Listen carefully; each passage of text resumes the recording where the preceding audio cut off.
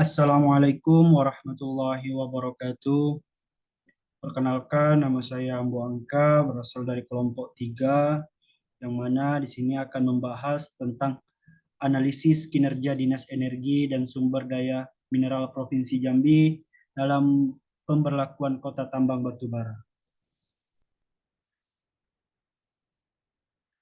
Baik, sini kita masuk ke latar belakang. Latar belakang. Provinsi Jambi merupakan salah satu provinsi yang memiliki sumber daya alam sekaligus komoditi terbesar yang bernilai jual tinggi yaitu tambang batu bara. Tercatat bahwa kawasan batu bara yang terdapat di Provinsi Jambi seluas 10.332 hektar dengan pembagian wilayah di 7 kabupaten di Provinsi Jambi dan salah satunya adalah Kabupaten Batanghari dengan luas 3.236 hektar. Selain itu, sudah terlihat jelas bahwa Provinsi Jambi merupakan provinsi yang memiliki kekayaan potensial sebagai faktor pendukung perekonomian provinsi. Dalam mengklasifikasikan jenis alur pemanfaatan batu bara, perlu diperhatikan hal berikut, seperti akses jalan, tonase, atau muatan, kota, dan perizinan terkait tambang batu bara yang berlaku di setiap daerah atau provinsi yang memiliki komoditi tambang batu bara. Kali ini kelompok kami akan membahas terkait masalah kota tambang batu bara di Jambi. Mulai dari total keseluruhan kota yang dimiliki, kota produksi yang akan dikirim, hingga bagaimana kota batu bara tersebut bisa memiliki dampak yang besar bagi Provinsi Jambi. Berkaitan dengan kota tambang batu bara, maka instansi terkait yang menangani masalah tersebut adalah Kementerian Energi dan Sumber Daya Mineral, di mana instansi ini mengurus serta menaungi segala jenis komoditi yang menghasilkan energi baru dan tak terbarukan seperti contohnya adalah tambang batu bara ini. Hal ini diperkuat oleh pernyataan Gubernur Provinsi Jambi yaitu Bapak Al-Haris dalam rapat koordinasi pembahasan penertiban dan penyelesaian angkutan batu bara bersama Kementerian Energi dan Sumber Daya Mineral di Jakarta Pusat. Sini masuk ke pembahasan selanjutnya yaitu teori dan konsep yang digunakan dalam menganalisis permasalahan penyediaan kota tambang batu bara secara umum berdasarkan kepada yang pertama, konsep kota batu bara melihat dari pembatasan jumlah pasokan batu bara yang akan diproduksi atau diekspor dalam periode waktu tertentu. Dua, teori pengaturan pasokan.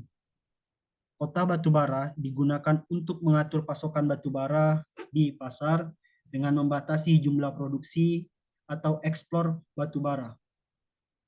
Pemerintah terkait ataupun dinas ESDM dapat mengendalikan jumlah yang tersedia di pasar dan menjaga keseimbangan antara penawaran dan permintaan keseimbangan antara penawaran dan permintaan.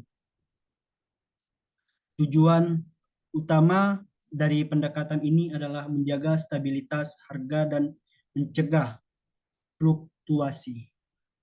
Yang ketiga, teori lingkungan.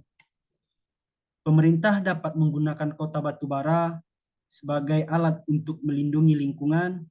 Dalam hal ini, kota digunakan untuk membatasi eksploitasi batu bara dengan mengurangi dampak negatif terhadap lingkungan seperti polusi akibat debu batu bara, seperti contoh yang terjadi ketika truk batu bara melintas mengeluarkan asap dan debu hitam dari batu bara sehingga mengganggu pengguna jalan sekitar. Dan yang keempat, teori diversifikasi energi. Kota batu bara dapat digunakan sebagai bagian dari strategi diversifikasi energi. Pemerintah berencana ingin mengurangi ketergantungan pada batu bara seperti sumber energi utama dan mendorong penggunaan sumber energi yang lebih ramah lingkungan dan mudah didapat. Dengan membatasi produksi atau ekspor batu bara, pemerintah dapat mendorong pengembangan dan penggunaan sumber daya energi alternatif. Dan yang kelima, teori diversifikasi energi, yaitu pendekatan ini bertujuan untuk mengurangi ketergantungan pada impor batu bara, pada memperkuat keamanan energi negara, sehingga secara tidak langsung pemberian batasan kota batu bara bisa menjadi patokan dan penyiksaan serta melindungi produksi kota batu bara Provinsi Jambi. Dan selanjutnya kita memasuki pada peran utama Dinas Energi dan Sumber Daya Mineral. Kementerian ESDM memiliki peran utama dan fungsi yang meliputi yang pertama, perumusan kebijakan, yang dimana Dinas Energi dan Sumber Daya Mineral bertanggung jawab dalam merumuskan kebijakan nasional di bidang energi dan sumber daya mineral. Hal ini meliputi perumusan kebijakan energi, pengolahan sumber daya mineral, keberlanjutan lingkungan, dan sektor ketenaga listrikan. Dan yang kedua, pengaturan dan pengawasan. Hal ini mencakup pengaturan dan pengawasan terhadap kegiatan eksplorasi, eksploitasi, dan pengolahan sumber daya mineral, termasuk batu bara, minyak, gas, dan mineral lainnya. Pengembangan sumber daya energi, yaitu Dinas Energi dan Sumber Daya Mineral berperan dalam mengembangkan sumber daya energi yang mencakup pengelolaan sumber daya energi fosil seperti minyak, gas, dan batu bara, serta pengembangan energi terbarukan seperti energi matahari, angin, hidro, geotermal, dan biomasa. Selanjutnya, pengawasan ketahanan energi.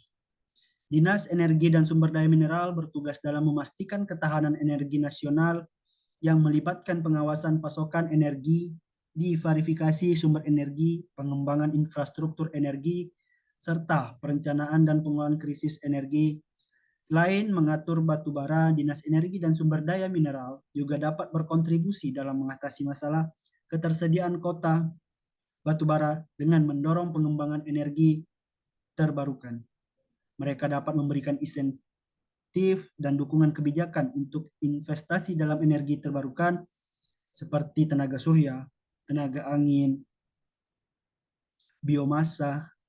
Dengan mendorong diverifikasi energi, ketergantungan terhadap batu bara dapat dikurangi. Selanjutnya, pengelolaan lingkungan. Dinas Energi dan Sumber Daya Mineral memiliki peran penting dalam pengelolaan lingkungan. Terkait dengan hal energi dan sumber daya mineral, mencakup penilaian dampak lingkungan, pengendalian polusi, perlindungan ekosistem, dan pemantauan kepatuhan terhadap regulasi lingkungan.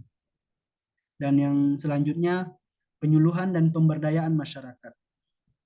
Dinas Energi dan Sumber Daya Mineral berperan dalam menyediakan informasi, edukasi, dan penyuluhan kepada masyarakat tentang energi dan sumber daya mineral. Tujuannya adalah meningkatkan kesadaran, pemahaman, dan partisipasi masyarakat dalam pengelolaan dan penggunaan sumber daya energi yang berkelanjutan. Dan yang selanjutnya, kerjasama internasional. Dinas Energi dan Sumber Daya Mineral terlibat dalam kerjasama internasional di bidang energi dan sumber daya mineral. Hal ini mencakup negosiasi perjanjian bilateral atau multilateral, partisipasi dalam forum internasional, pertukaran informasi dan kolaborasi dalam pengembangan teknologi energi baru. Selanjutnya, pengaturan kebijakan. Dinas Energi dan Sumber Daya Mineral dapat mengatur kebijakan terkait alokasi kota batubara.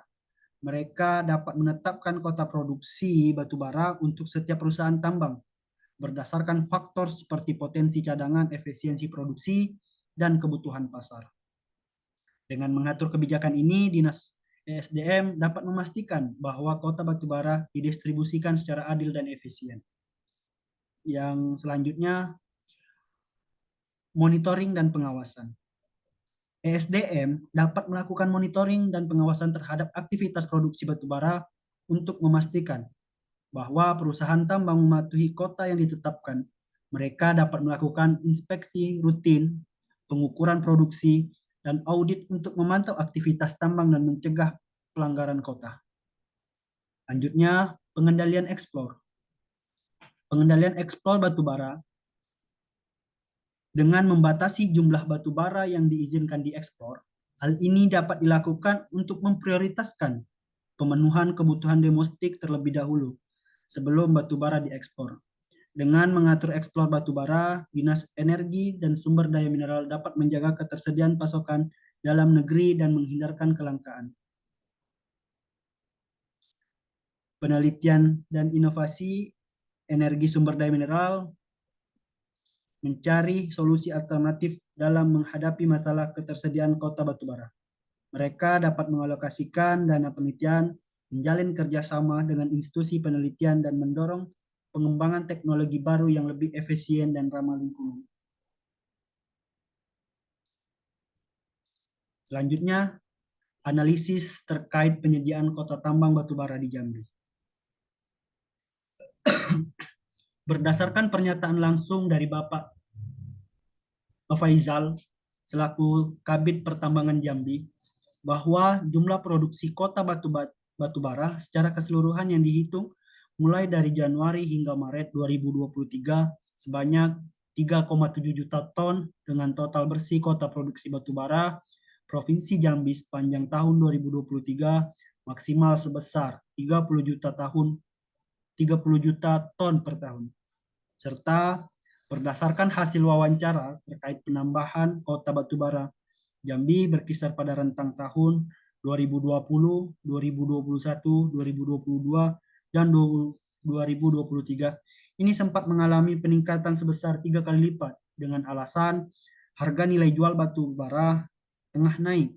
Maka pemegang IUP, izin usaha pertambangan, atau perusahaan swasta pun mengajukan izin untuk menaikkan kota produksi dan ekspor kepada Dinas Energi dan Sumber Daya Mineral.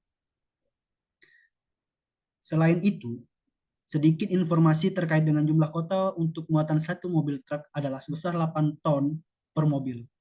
Pernyataan tersebut sesuai dengan ketentuan Surat Edaran Nomor 1448 8M8 garing SE garing Dishub strip 3.1 garing 12 Romawi garing 2021. Kenaikan nilai jumlah Surat Edaran Nomor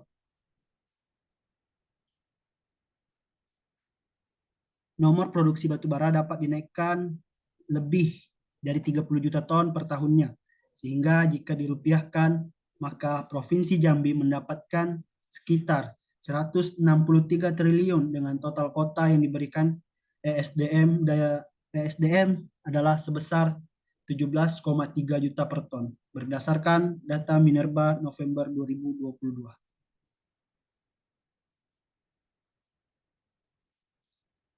Selanjutnya, analisis terkait dampak ekonomi Provinsi Jambi terhadap Kota Batubara Jambi. Disebutkan bahwa Kementerian Energi dan Sumber Daya Mineral mencatat bahwa Provinsi Jambi terdapat cadangan mineral batubara sebesar 1,9 miliar ton. Hal ini pun disampaikan oleh Kepala Dinas ESDM Provinsi Jambi, yaitu Bapak Hari Andria. Pernyataan lainnya adalah jika produksi batubara Jambi mencapai 19 juta ton per tahun, maka total jumlah batubara Provinsi Jambi akan diperkirakan habis sekitar 100 tahun ke depan. Sehingga hal ini memberikan dampak perekonomian Provinsi Jambi yang tergolong aman karena memanfaatkan sumber daya mineral batubara di luar dari pengeksploitasian jumlah kota batubara yang ditentukan. Dan adapun pengaruh kenaikan kota batubara terhadap harga produksi dapat bervarian tergantung pada faktor tertentu. Berikut adalah beberapa pengaruh yang mungkin terjadi. Yang pertama, penawaran yang lebih tinggi. Kenaikan kota batubara dapat menyebabkan peningkatan produksi batubara secara keseluruhan dengan adanya penawaran yang lebih tinggi di pasar, terutama jika permintaan tetap stabil. Kemungkinan harga batubara akan cenderung menurun. Penawaran yang lebih tinggi dapat mempengaruhi harga produksi dengan menekan harga jual batubara. Selanjutnya, biaya produksi yang lebih rendah. Jika kenaikan kota bara batu bara didukung oleh peningkatan efisiensi produksi atau penurunan biaya operasional, hal ini dapat menghasilkan biaya produksi yang lebih rendah. Dalam hal ini, harga produksi dapat turun karena perusahaan dapat mengurangi biaya produksi mereka dan meningkatkan margin keuntungan mereka. Yang selanjutnya, persaingan yang lebih ketat. Dengan adanya peningkatan kota batu bara, persaingan di antara produsen batu bara dapat menjadi lebih ketat untuk mempertahankan pangsa pasar atau meningkatkan penjualan. Produsen mungkin akan menurunkan harga produksi mereka. Hal ini dapat mengakibatkan penurunan harga batu bara secara keseluruhan. Dan yang selanjutnya, dampak pasar dan permintaan. Selain kota batu bara, faktor-faktor lain untuk permintaan domestik dan internasional, kebijakan energi, dan harga bahan bakar lainnya juga dapat mempengaruhi harga produksi batu bara. Jika permintaan batu bara tetap tinggi atau meningkat, meskipun ada kenaikan kota, harga produksi mungkin tetap stabil atau bahkan naik.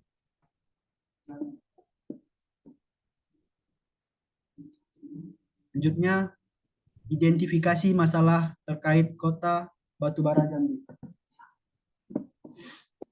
Salah satu masalah krusial saat ini terkait kota batubara adalah permintaan Provinsi Jambi mendesak pemerintah pusat untuk menurunkan produksi kota batubara karena mengakibatkan kemacetan parah dan memakan ruas jalan.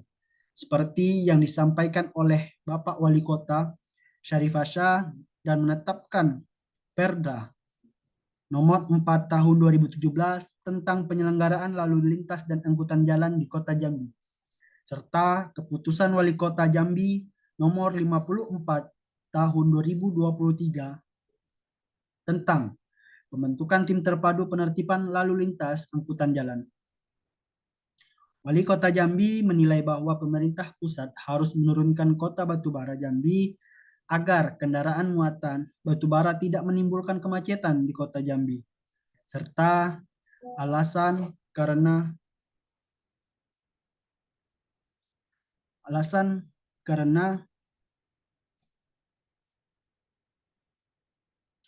area Kota Jambi bukan lokasi tambang batubara. Karena berdasarkan data Kementerian Energi dan Sumber Daya Mineral pada November 2022, Jambi tercatat hanya memproduksi kota batubara sebesar 17,57 juta ton saja. Lebih rendah dibandingkan tahun 2023 ini yang telah melampaui besar sebesar 30,29 juta ton.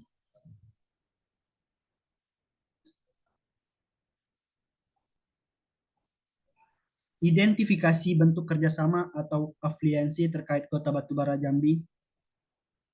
Salah satu bentuk kerjasama terkait Kota Batubara adalah Kementerian Energi dan Sumber Daya Mineral dan Badan Usaha Milik Negara BUMN, yaitu PT PLN Persero Pembangkit Listrik Negara, tercatat bahwa sebanyak 25% dari total jumlah kota batubara setiap provinsi termasuk Provinsi Jambi harus dialokasikan untuk teknologi EBT, energi baru dan terbarukan.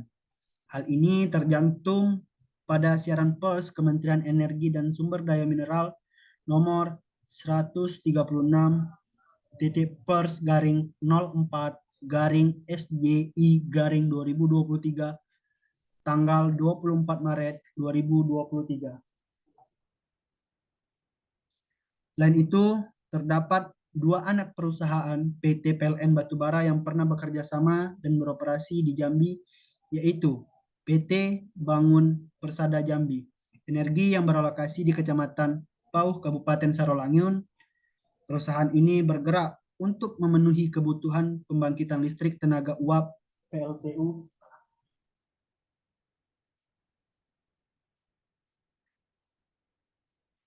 yang pernah bekerja sama dengan beroperasi di Jambi, yaitu PT Bangun Persada Jambi Energi yang berlokasi di Kecamatan Pauh, Kabupaten Sarolangun. Perusahaan ini bergerak untuk memenuhi kebutuhan pembangkit listrik tenaga uap Untuk perusahaan kedua adalah PT Jambi Prima Coal. Selain bergerak di bidang pengelolaan batu bara, perusahaan ini juga bergerak di bidang transportasi, itu perusahaan ini juga transportasi serta penyimpanan batu bara. Namun kedua perusahaan tersebut telah dicabut buat batu kota ditentukan yang awalnya 600.000 ton menjadi 100 juta ton kota batu bara. Selanjutnya, kesimpulan. Dalam pengelolaan batu bara, sangatlah sulit mulai dari pembagian serta pengelompokan serta izin tambang, tonase, kota, serta akses jalan dan permasalahan kota tersebut dikelola dan dinaungi oleh Kementerian Dinas Energi dan Sumber Daya Mineral. Jadi, makalah ini membahas terkait masalah kota tambang batubara melalui dari produksi serta pendistribusian kota batubara yang ada di Provinsi Jambi, yang dinilai persediaan batubara di Jambi tidak akan habis hingga 1 abad mendatang, di balik melimpahnya komoditas sumber daya alam yang bernilai jual mahal, pasti ada masalah ataupun mengalami breakdown karena melebihi kapasitas yang telah ditentukan. Saya, Ambo Angka, cukup sekian. Saya akhiri. Wabillahi taufik wal hidayah. Assalamualaikum warahmatullahi wabarakatuh.